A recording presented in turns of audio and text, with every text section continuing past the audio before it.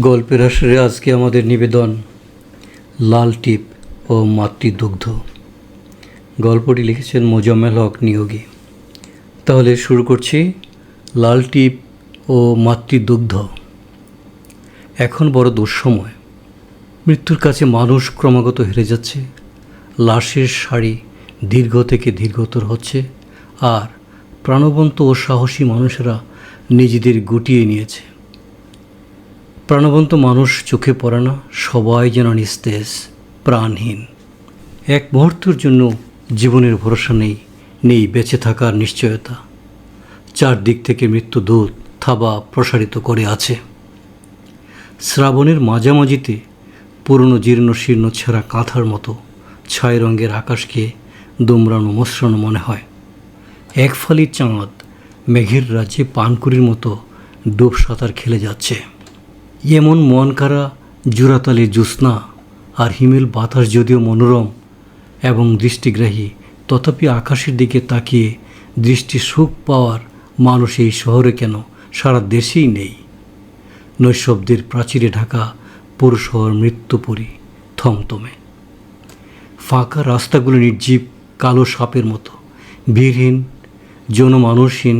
চৈত্রের দুপুরে খাঁ খাঁ করা প্রান্তরের মতো নিঃসঙ্গ, এবং শহরের প্রতিটি মহল্লার বাড়িগুলোর দ্বার রুদ্ধ। মনে হওয়া অস্বাভাবিক নয় যে প্রতিটি বাড়িতে স্তব্ধতার দুঃশাসনে বাসিন্দারা মুখ বধির, বালিতে চোখ মুখ গুঁজে উট পাখির মতো নিঃশব্দে থুবড়ে পড়ে আছে। মহল্লার ভেতরে মাঝে মাঝে দুই একটি অ্যাম্বুলেন্স থেকে করুণ সাইরেনের শব্দ উচ্চারিত হলে উৎকণ্ঠিত ঘরবন্দি মানুষগুলির বুকের প্রাচীরে আতঙ্কের তরঙ্গ আশ্রে পড়ে। বড্ড বিভীষিকাময় ও করুণ সাইরেনের শব্দ। তখন মহল্লায় মানুষের মনে প্রশ্ন জাগে, কার লাশ এলো? অনুচ্চারে বলে, করুণায় কাকে নিল? আহা মৃত্যু, এত সহজ, ইত্যাদি নানা রকম ভয়ার্ত আর্তিস্বর বাতাসে মৃদু তরঙ্গ তোলে। অদৃশ্য প্রাণঘাতী ভাইরাস বাতাসে ভেসে বেড়ানোর কারণে অনেক বাসের বাসিন্দারা আতঙ্কে জানালাও খোলে না। কয়েদির মতো দিন গণে, দিনের পর মাস। অনাগত ভবিষ্যৎ যেন মৃত্যুর অন্তহীন প্রহর। রুদ্ধদ্বার ভেঙে মুক্ত আঙিনায় বের হওয়ার ব্যাকুলতায় তাদের মনোজগৎ ভেঙে চুরমার। অনাদরে পোষে বধির কান্না। বধির কান্না কি শুধু মৃত্যুর ভয়ে? কর্মহীন ভয়ও তো কম নয়। রুটি রুজি বেহাল দশায় মধ্যবিত্ত নিম্নবিত্তের মানুষ নাকাল অবস্থা। বিধ্বস্ত হয়ে গেছে নিয়মতান্ত্রিক সাংসারিক জীবনের যাবতীয় হিসাব নিকাশ। বেসরকারি চাকরিজীবীদের মাসোহারা কমিয়ে অর্ধেক। কর্মী ছাড়াইয়ের কবলেও অর্ধেকের কাছাকাছি। প্রায় সব অফিস বন্ধ। অনলাইনে ওয়ার্ক ফ্রম হোম নতুন বিধানের প্রচলন শুরু। কর্মহীনতার শহর ছেড়ে হয় গ্রামের অভিমুখে, বাড়িওয়ালাদের মাথায় হাত। অর্ধেক ভাড়াতেও ভাড়াটিয়া নেই। গলিতে গলিতে অসংখ্য টুলেট ঝুলছে, বাড়িওয়ালাদের দীর্ঘশ্বাসের বাম্পার ফলন। তাদের সঞ্চয়ের অঙ্ক ক্রমে হিমাঙ্কের দিকে গড়াচ্ছে। শহরের অনেক এলাকায় লকডাউন বলবৎ রাখা হয়েছে। অপেক্ষাকৃত কম আক্রান্ত এলাকার কিছু শিথিল। বিশ্ব স্বাস্থ্য সংস্থার সতর্কতার বার্তা, সরকারের বার্তা, প্রজ্ঞাপন ও নানা রকম স্ট্র্যাটেজির কসরত অবিরাম আবির্ভূত হচ্ছে। মৃত্যুভীতর মানুষের চোখ টিভির পর্দায় আটকা। ইমার্জেন্সি প্রমাণ সাপেক্ষে কিছু মানুষকে রাস্তায় বের হতে দেখা যায়। পুলিশ, ডাক্তার ও মিডিয়ার লোকজন ছাড়া ঘর থেকে বের হতে চায় কে? নিষেধও আছে। পথচারী কি আজকাল গৃহবন্দী মানুষদের কাছে ভৌতিক বলে ভ্রম হয়? তাই বলে কি জীবন থেমে থাকে? যারা মরার তারা মরবে। এই গলিতে আইসোলেশনে আদিলের করোনা পজিটিভ। সিঙ্গেল ফ্যামিলিতে তার কেউ নেই যে লিমার পাশে দাঁড়াবে। এমনই দুঃসময় এখন। কে কার কাছে যায়, কে কার বাসায় যায়। ত্রাসের রৌদ্র চাবুকাঘাতে সমস্ত জাগতিক মোহ, মৃত্যু ভয়ে সংকুচিত, মানবতা ও মানবিক গুণাবলী নিরুদ্দেশ হয়ে গেছে। 4 তলা ফ্ল্যাটের 13 তলার বাসিন্দা আদিল লিমা দম্পতি। 2 তলায় থাকে রুবি জামিল। 4 তলা ও নিচতলার বাসিন্দারা কর্মহীন হওয়াতে গ্রামে অন্তর্হিত, ফাঁকা। সন্ধ্যার পর এই বাড়িটিকে ভৌতিক বাড়ি মনে হয়। ওরা নতুন দম্পতি, সিঙ্গেল ফ্যামিলি। পাশের ফ্ল্যাটের লিমার প্রিয় 2 বান্ধবী মুখ ঘুরিয়ে নিলেও রুবি অন্তত ফোনে প্রতিদিন খোঁজখবর নিয়ে লিমার। আদিল পজিটিভ। অন্তর অপত্যা লিমার ভারী শরীর নিয়ে দুবেলা রান্না করার সামর্থ্য নেই বলে অনুস্যুত সক্ষর বান্ধবী নিচতলার রুবি দুপুর ও রাতের খাবার রান্না করে গেটের পাশ থেকে বিশ্ব স্বাস্থ্য সংস্থার বিধান অনুযায়ী শারীরিক দূরত্ব বজায় রেখে গেটের পাশে রেখে আসে। আজই ব্যতিক্রম। লিমার হাতে তুলে দে রাতের খাবার। এ সময় মনমরা রুবি জিজ্ঞেস করল, কেমন আছেন ভাবি? অধরষ্টে স্ফুরিত মৃদু হাসির কষ্টের কিনা আনন্দের বুঝতে পারেনি রবি।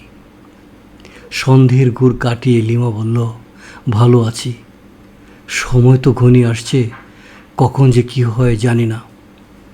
আদিল ভাইয়া কেমন আছেন? গতকাল থেকে কাশিটা বেড়ে গেছে, জানি না কি হয় রবি, খুব দুশ্চিন্তা হচ্ছে। অক্সিজেন স্যাচুরেশন ঠিক আছে? না, ঠিক নেই, উঠানামা করছে। 90-এর নিচেও মাঝে মাঝে নেমে আসছে। চিন্তা করবেন না ভাবি, সব ঠিক হয়ে যাবে। তরুণ বয়সীদের করোনায় আঘায়েল করতে পারে না। দোয়া করো রবি। এদিকে আমার এই অবস্থা, নড়তে চড়তে পারি না, আদিলও আইসোলেশনে। কোনো চিন্তা করবেন না, আমরা তো আছি। তুমি এখন আমার শেষ ভরসা, নইলে তো না খেয়েই মরতে হতো।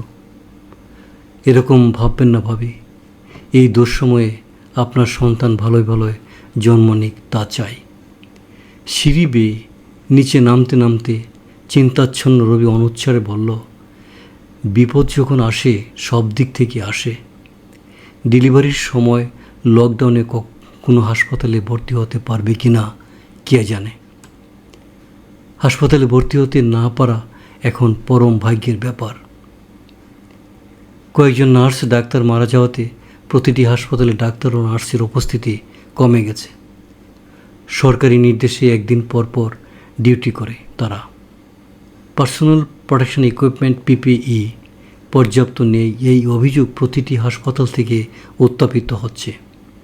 একটি কোম্পানি পিপিই দেওয়ার পর নকল ও মানসম্পন্ন নয় বলে সরকার প্রত্যাখ্যান করেছে। লিমাকে কে নিয়ে যাবে হাসপাতালে? কোথায় পাওয়া যাবে অ্যাম্বুলেন্স? অ্যাম্বুলেন্স ডাকলেই কি আসবে? তাদেরও তো মৃত্যু ভয় আছে। এলোমেলো ভাবনায় রবির মনোজগৎ বিষাদগ্রস্ত হয়ে পড়ে। বিষাদের নিস্তরঙ্গ নীল নদীতে আখণ্ড ডুবে আছে ভৌতিক শহর। 2-1টা বাড়ির জানালা গলিয়ে আলো ছিটকে পড়ছে সড়কে। মানুষের যাপিত জীবনের রুটিন বিধ্বস্ত। কে কখন খায়, ঘুমায় তা বলা মুশকিল। গভীর রাতে রুবি জামিল ইউটিউবে সিনেমা দেখছিল। তখন রুবির ফোনে রিং হয়। স্ক্রিনে ভেসে ওঠে লিমার নাম, অযাচিত ও অপ্রত্যাশিত। বিশেষ করে এই অসময়ে ফোন পেয়ে উৎকণ্ঠিত হয়ে পড়ে রুবি। বিচলিত জামিল রুবির দিকে তাকায়। স্পিকার অন করে রুবি কথা বলে। অস্পষ্ট ও ক্ষীণ কণ্ঠে লিমা বলল, একটু আসতে পারবে রুবি? আমার ভীষণ ব্যথা শুরু হয়েছে। রুবি অনুমান করতে পারে লিমা ব্যথায় কুঁকড়ে যাচ্ছে এবং এই মুহূর্তে কী করা উচিত সে ভেবে স্থির করতে না পেরে জামিলের দিকে তাকায়। লিমার কথা শুনে জামিলের চোখের আয়তন বেড়ে যায়। এখন কি করা উচিত সেও ভাবতে পারছে না। যে ভাষায় পজিটিভ রোগী, সে ভাষায় যাওয়া মানে যমদূতকে অভ্যর্থনা জানিয়ে ঘরে নিয়ে আসা। রুবির নীরবতা মানে এই সময় ওদের বাসায় যাওয়ার অসম্মতি, তা লিমার বুঝতে অসুবিধা হয়নি। অনুপায় লিমা আবার অনুনয় প্রকাশ করে বলল, রুবি, আমার অবস্থা খুব খারাপ। যদি পারো একটু আসো না বোন, প্লিজ একটু দয়া করো। লিমার কণ্ঠস্বরের কাতরতা প্রকাশ পায়। রবির মন গলে জল। বলল, আমি আসছি ভাবি। জামিলের দিকে জিজ্ঞাসু দৃষ্টিতে তাকালে জামিল বলল, জীবন মৃত্যু আল্লাহর হাতে, যাও রবি। তুমিও আসো, যদি অ্যাম্বুলেন্স ডাকতে হয় চলো। রুমি তালা লাগিয়ে ওরা লিমার বাসায় কলবেল টিপলে প্রসব ব্যথায় কুকড়ে যাওয়া লিমা প্রায় হামাগুড়ি দিয়ে ভেতর থেকে এসে গেট খুলে অস্পষ্ট কণ্ঠে বলল, আমাকে একটা হাসপাতালে নিয়ে যাবে রবি? আমার অবস্থা খুব খারাপ রবি, মনে হয় বাঁচব না। লিমার চোখে পানির ঢল। গাউন পরা লিমাকে জামিলের মনে মনে হয় মৎস্যকন্যা। ব্যথায় কুকড়ে প্রায় হামাগুড়ি দিয়ে বাসার গেট পর্যন্ত আসার কারণে গাউনের উপর দিক থেকে পরিপুষ্ট বুক আরও ফেঁপে ওঠায়। তার শরীরে যেন সোনালি বিভার মধুর তরঙ্গ জেগে ওঠে। মিষ্টি চেহারার গুধুম গাত্রবর্ণা লিমার দাঁতগুলো দেখে জামিলের মনে হলো ডেন্টিস্টের রুমে সাজানো পাথরের সাদা ঝকঝকে পরিপাটি দুই পাটি দাঁত যেন। লিমাকে কাছাকাছির থেকে আগে কখনো দেখেনি সে। ডাগর ডাগর মায়াবী চোখ যেন স্বপ্নের রাজকন্যা। ও রূপ লাবণ্য দেখে চোখ জুড়িয়ে যায়। ফলে কিছুক্ষণের জন্য চোখ ফেরাতে পারেনি জামিল। এই লাবণ্য কি মাতৃত্বের নাকি যৌবনের? হয়তো মাতৃত্বের অথবা যৌবনের। জামিল দ্বিধাগ্রস্ত। ক্ষণকালের জন্য ভাবিত হয়ে পরক্ষণে লিমার করুণ চোখ দুটি দেখে তাকে সহযোগিতা করার জন্য অপার মায়ায় বুক ভরে যায় ওর। অনাগত এক শিশুর আগমনের ক্ষণে এমন দুষ্ট ভাবাবেগ বড্ড বেমানান ও জঘন্য। মুহূর্তে ভুলে যায় মৃত্যু ভয়। লিমার আর্তিস্বর করুণ চোখ দেখে রবির চোখ থেকে জলের ফোঁটা গাল বেয়ে টপ টপ করে পড়ে। সে জামিলের দিকে জিজ্ঞাসা দৃষ্টিতে তাকালে জামিল দ্বিধাহীনভাবে দৃঢ়তার সঙ্গে বলে, আমি অ্যাম্বুলেন্সের ব্যবস্থা করছি, তোমরা তৈরি হও। তৈরি হওয়ার মতো অবস্থায় নেই লিমা। মা ছাড়া কেউ বুঝতে পারবে না প্রসব ব্যথা কতটা যন্ত্রণার, কতটা কষ্টের। ভেতরের রুম থেকে আদিলের রবিরাম খক খক কাশির শব্দ বাতাসে ভাসছে। কাশতে কাশতে হয়তো বেচারা কাহিল হয়ে গেছে, ভাবে রবি।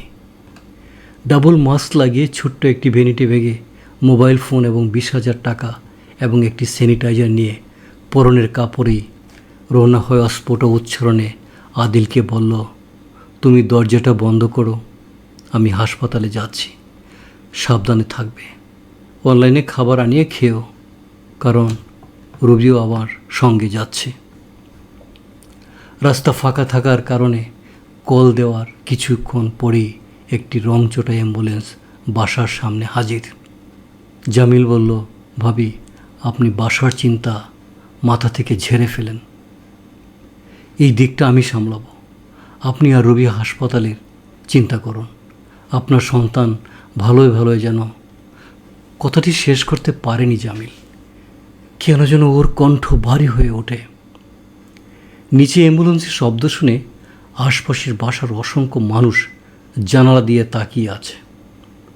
বয়স্করা দোয়া দরুদ পড়ছে আর ভাবছে কার লাশ নিয়ে এলো, অথবা কেউ যদি হাসপাতালে যায় লাশ হয়ে ফিরবে। মৃত্যুর হিসাব নিকাশ এখন এমনই। আদিল দূর থেকে লিমাকে বিদায় দিলে সে রবির কাঁধে ভর করে সিঁড়ি বেয়ে নিচে নামে। অ্যাম্বুলেন্সে ওঠার পর রবির জামিলের দিকে জিজ্ঞাসা দৃষ্টিতে তাকালে জামিল বলল, আমিও যাচ্ছি। বাসায় তালা লাগিয়েছ? রবি ও জামিলও ক্যাজুয়াল পোশাকে বের হয়। বাড়তি আয়োজনের মধ্যে দুটি মাস্ক আর রবির কপালে একটি লাল টিপ। একটি স্যানিটাইজারের বোতল সঙ্গে নিল। আট পড়ে জীবনে অতীত সাধারণ জীবনযাপনের সরলা রবির পোশাকের শখের মধ্যে একটি, আর সেটি হলো কৈশোর বয়স থেকে বাসা থেকে বের হলে কপালে একটি টিপ চাই, তা যে রঙেরই হোক না কেন।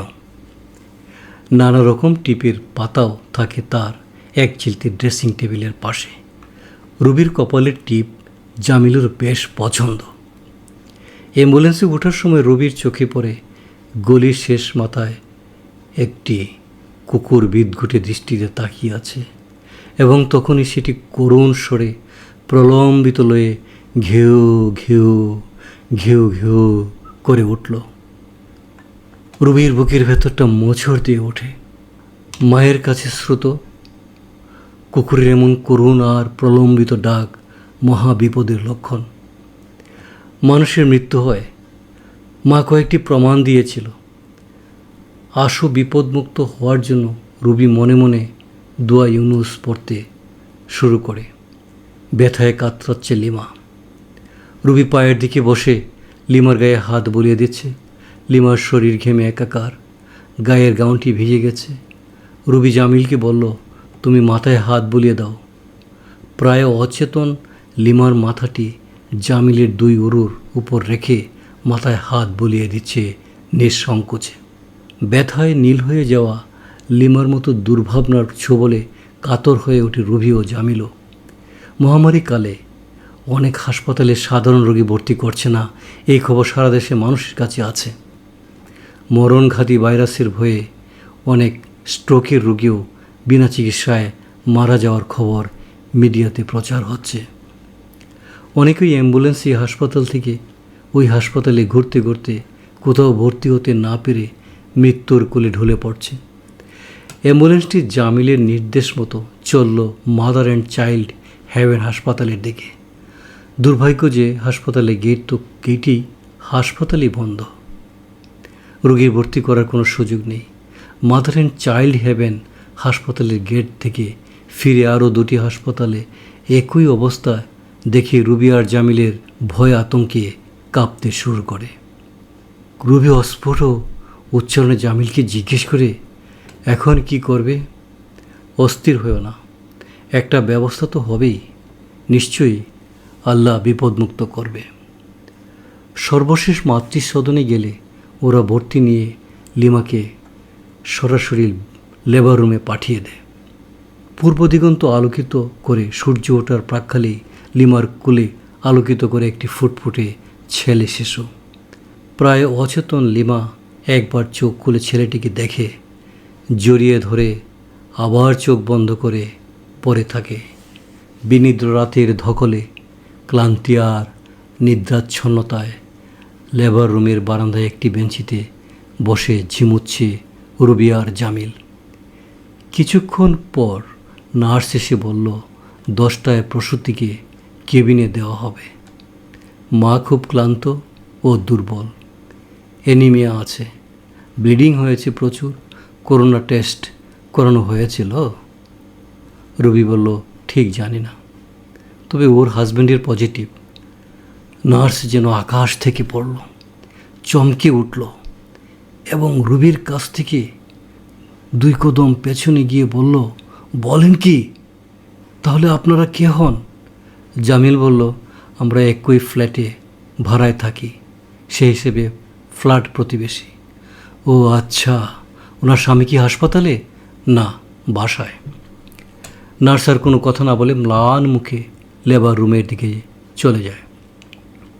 সকাল 10টায় লিমাকে লেবার রুম থেকে স্থানান্তর করা হলে ওর চৈতন্য স্বাভাবিক না হলেও সব কিছুই আপচা আপচা বুঝতে পারছে এবং অত্যন্ত ক্ষীণ স্বরে 2-1টি কথা বলতে পারছে।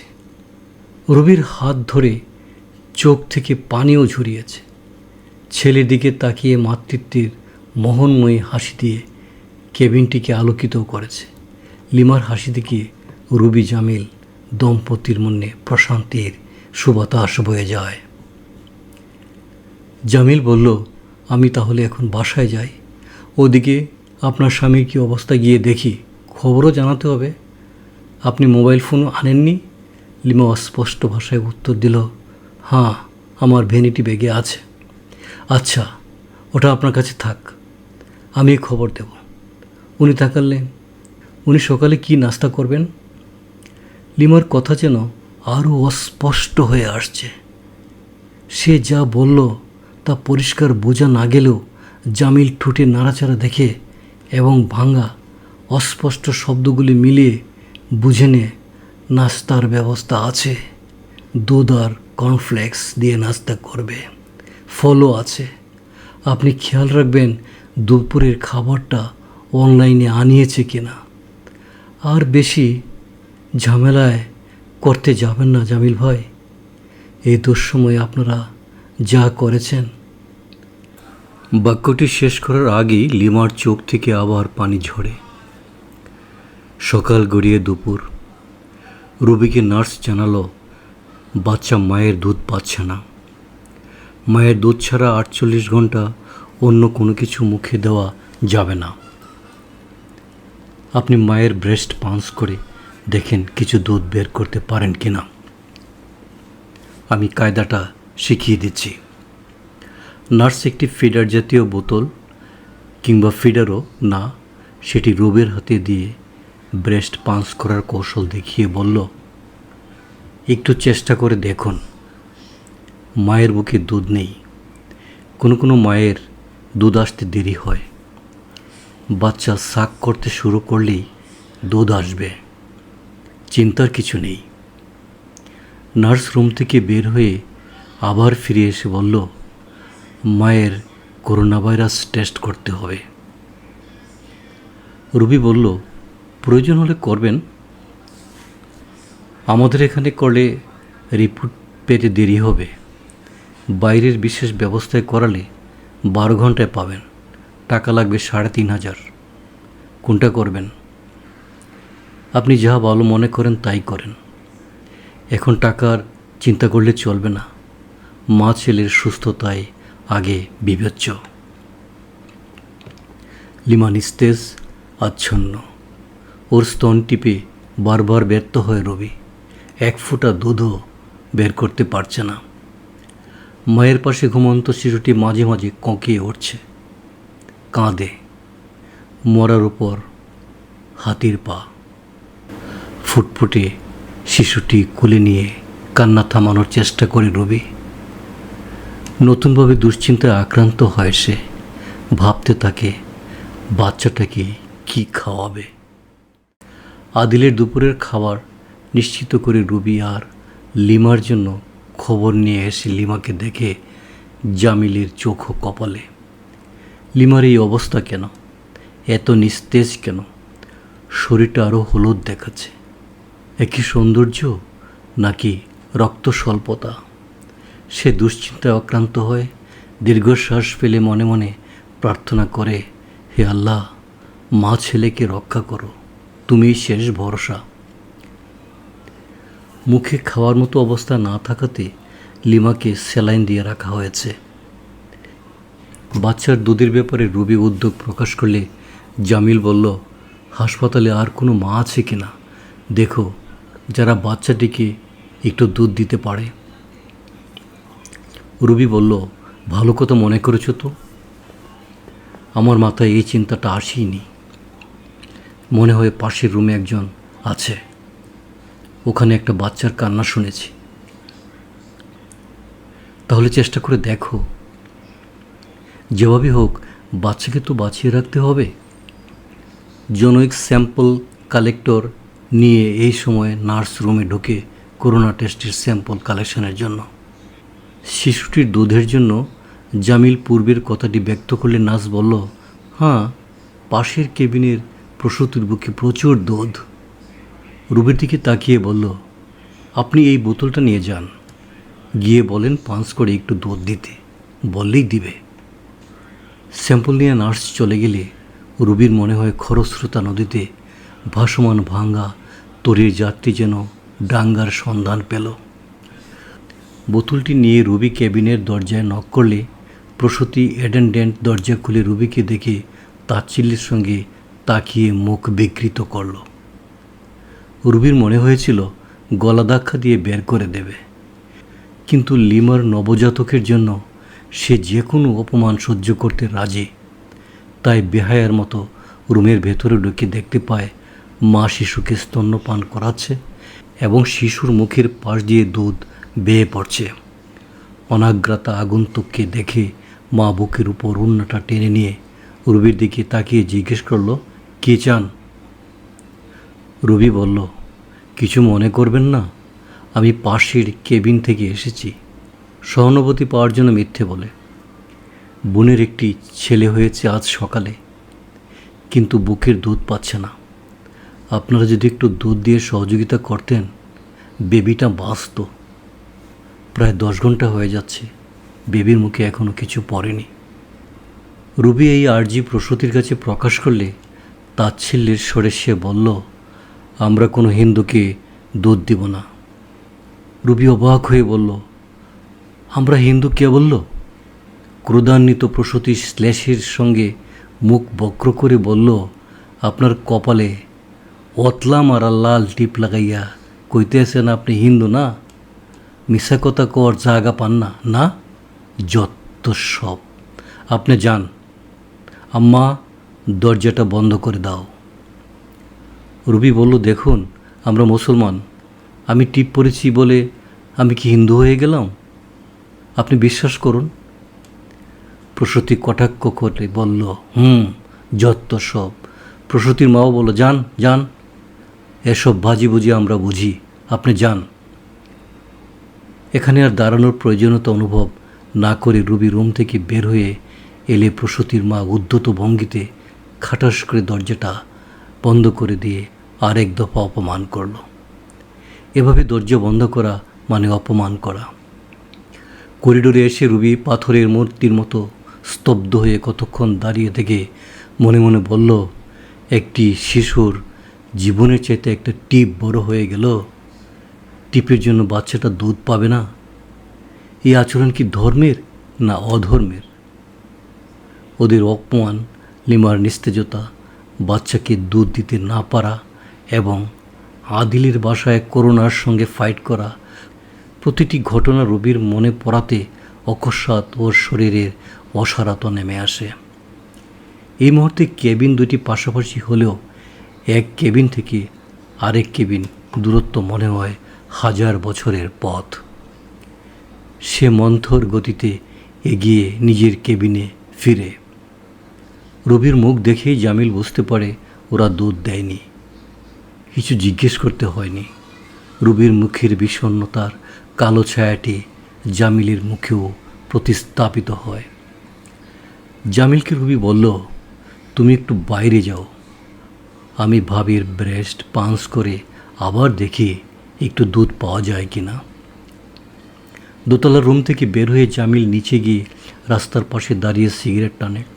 রাস্তা ফাঁকা। এমন জনবহুল শহরটি যেন প্রেতপুরীতে পরিণত হয়েছে। সাহসী কিছু রিক্সা চালক পেটের দায়ে রিক্সা নিয়ে বের হয়েছে। যাত্রীবিহীন এদিক ওদিক তাকিয়ে উদ্দেশ্যহীনভাবে ঘুরছে। পেটের দায় বড় দায়। রুবি অনেকক্ষণ চেষ্টা করেও এক ফোঁটা দুধ বের করতে পারেনি। লিমাকে আবারও নিস্তেজ মনে হচ্ছে। ওর কোনো অনুভূতি আছে কি না রুবি বুঝতে পারছে না। রুবির শরীরটা ঝিমঝিম করছে। অজানা আতঙ্কের কারণে পা থেকে একটা হিমধারা মাথায় গিয়ে থামে। ক্ষণকাল নিজেকে নিস্তেজ মনে হয়। সন্ধ্যার কিছুক্ষণ পর জনৈক ডাক্তার রুবি ও জামিলকে বারান্দায় ডেকে নিয়ে জানালো, রোগীর অবস্থা খুব খারাপ, প্রার্থনা করেন যেন বেঁচে থাকে। বর্তমানে প্যান্ডেমিক সিচুয়েশন, বুঝতেই পারছেন, সারা পৃথিবীতেই চিকিৎসা ব্যবস্থার মারাত্মকভাবে অবনতি হয়েছে, সাংঘাতিকভাবে বিপর্যস্ত। আমরা সাধ্যাতি চেষ্টা করছি এবং করব পেশেন্টকে সাপোর্ট দেওয়ার জন্য, কিন্তু এরপরও ডাক্তার কথাটি শেষ করতে পারেননি। ম্রিয়মান ডাক্তার অন্তর্হিত হলে নার্স বলল, পেশেন্টের অবস্থা ভালো না। খোদা যদি রক্ষা না করে তাহলে আমাদের পক্ষে কিছু করার নেই। নির্বাক রবির চোখ থেকে পানি গড়িয়ে পড়তে থাকে। জোরো বাতাসে অকস্মাৎ নিভে যাওয়া প্রদীপের মতো জামিলও মনে হয় নিভে গেল। সে অস্ফুট উচ্চারণে বলল, তোমাকে বলা হয়নি রবি, আদিল ভাইয়ের অবস্থাও ভয়ানক খারাপ, সংকটাপন্ন। দুপুরে দেখে এলাম শ্বাসকষ্ট বেড়ে গেছে। আর জানোই তো, কোভিড পেশেন্টের মুহূর্তের মধ্যে ভয়ানক কিছু ঘটে যায়। লিমা ভাবির অবস্থাও সংকটাপন্ন। কিছু করব কিছুই বুঝতে পারছি না। আমার মাথা তবদা হয়ে গেছে রবি। কিছুই ভাবতে পারছি না, কিছুই না। রবি আর জামিল যখন স্নানর মতো করিডোরে দাঁড়িয়েছিল, তখন ওই কেবিনের প্রসূতি রিলিজ নিয়ে বের হয়ে যাচ্ছে। শিশুটি নানির কোলে, উপচে পড়া বুকের দুধে মায়ের বুকের উপরের কাপড় সিক্ত। পাশ দিয়ে যাওয়ার সময় ওরা দুজনেই টেরা চোখে দেখে রবি ও জামিলকে। ঠোঁট নাড়িয়ে কী যেন বলল, যা জামিলও রবির কাছে অশ্রুতই রয়ে গেল। দৃষ্টির আড়াল না হওয়া পর্যন্ত রবি নিষ্পলক দৃষ্টিতে ওদের দিকে তাকিয়ে থেকে বলল, ধার্মিক হওয়া সহজ, কিন্তু মানুষ হওয়া খুব কঠিন। রবির চোখ দুটো ছলছল করছে। সে জামিলের দিকে তাকিয়ে বলল, আমার মনে হচ্ছে মাথার রগ ছিঁড়ে যাবে। আমি আর স্ট্রেস নিতে পারছি না জামিল। লিমার যদি কিছু হয়, যদি জামিল ভাইয়ের কিছু হয়, তুমি কি ভাবতে পারছো এই বেবিটার কি হবে? একটি পরিবার পৃথিবীর অতল গহীনে হারিয়ে যেতে বসেছে। এদিকে এখানে ভালো ডাক্তার আসে না। কোনো ক্রমে কাজ চালানোর জন্য দু একজন ডাক্তার নার্স আসে মাত্র। না, আমি আর ভাবতে পারছি না জামিল। রবির চোখের কোণ থেকে আবারও অশ্রু নির্গত হয়। রাতে বাসায় ফিরেনি জামিল। ওদের সঙ্গে কেবিনই থেকে যায়। হাসপাতালের সামনে থেকে একটা পাউরুটি আর এক হালি কলা এনে রবি ও জামিল ভাগাভাগি করে খায়। ওদের দৃষ্টি, সমস্ত মনোযোগ লিমা ও শিশুটির দিকে। শিশু কাঁদতে শুরু করলে রবি বা জামিল দুজনে ভাগাভাগি করে কোলে নিয়ে কান্না থামানোর চেষ্টা করে। কেঁদে কুটে ক্লান্ত হলে শিশুটি কান্না বন্ধ করে। রাত বাড়ার সঙ্গে সঙ্গে ওদের উদ্বেগ উৎকণ্ঠা ক্রমধারায় বাড়তে থাকে। গভীর রাতে জামিল বারান্দায় এসে দাঁড়িয়ে নিচে রাস্তার দিকে দৃষ্টি রাখে। কি ভয়ানক মনে হয় এই ভৌতিক শহরটিকে। রাস্তায় রাস্তায় যেন সাদা কাফনের কাপড় পরে মানুষ মিছিল করছে। এই চেনা শহরটা আজ এত অচেনা কেন? কেন এত রহস্যময় মনে হয়? পদগুলো অচেনা, দালানকোটা অচেনা, মানুষ অচেনা। এটি কোন জগৎ? নিখোঁজ অন্ধকারে নিভল কৃষ্ণ বর্ণের পাথরের বাটির মতো আকাশে অগণিত গ্রহ নক্ষত্রের ফুটকির দিকে বিস্ময়ে ভরা দৃষ্টিতে তাকিয়ে জামিল ভাবে, একটি অদৃশ্য ভাইরাস সমস্ত পৃথিবী বিধ্বস্ত করে দিল, বিপর্যস্ত করে দিল মানুষের জীবন ব্যবস্থা, রুদ্ধ করে দিল জীবিকার পথ। জাগতিক রহস্য কোথায়? কোথায় জাগতিক শক্তির উৎস? অ্যাটম, হাইড্রোজেন, ক্ষেপণাস্ত্র, ড্রোন, জীবাণু অস্ত্র সবই একটি অদৃশ্য ভাইরাসের কাছে শক্তিহীন, অর্থহীন। করে হাসে জামিল। ওইসব তো মানুষ বধ করার জন্য। এই জগতে মানুষের এত শত্রু কেন? তাহলে কি মানুষ খুব শীঘ্রই ডাইনোসরের মতো বিলুপ্ত হয়ে যাবে? Survival of the fittest. কারা থাকবে? জামিলের চিন্তার স্ফুলিঙ্গগুলো সহসাই নিভে যায়। আনমনে পকেট থেকে সিগারেট বের করে অগ্নি সংযোগ করে ধীরে ধীরে টানতে থাকে। Human being are the fittest. Human being will survive until the earth is destroyed. ছয়তলা ভবনের হাসপাতালটিকেও ভূতের আস্তানা মনে হচ্ছে। কোনো রোগী নেই, হয়তো একজন নার্স জেগে আছে। ডিউটি ডাক্তার হয়তো জেগে আছে অথবা ঘুমিয়ে পড়েছে। কেমন নিস্তব্ধতা, কেন জমানো অন্ধকার। জামিলের মনে হয় স্তব্ধতার গহীনে ভয়ের ব্রণ জন্মায়। না, এখন কোনো ভয় নয়। চাই প্রাণ চাঞ্চল্য, চাই খোলাহল মুখর পৃথিবী। 48 ঘন্টা পেরিয়ে যাওয়ার পর জামিল রবির মনে হলো সমস্ত পৃথিবীটা উলট পালট হয়ে গেছে। তছনছ হয়ে গেছে এই সামান্য সময়ের মধ্যে। কিভাবে কি হয়, জীবন মৃত্যুর খেলা এত সহজ, এত সহজ। সন্ধ্যায় বাসায় জামিল কোনো অবস্থাতেই আদিলের সাড়া না পেয়ে বাধ্য হয়ে 999-এ ফোন করে সহযোগিতা চাইলে কয়েকজন রেস্কিউয়ারকে পাঠানো হয়।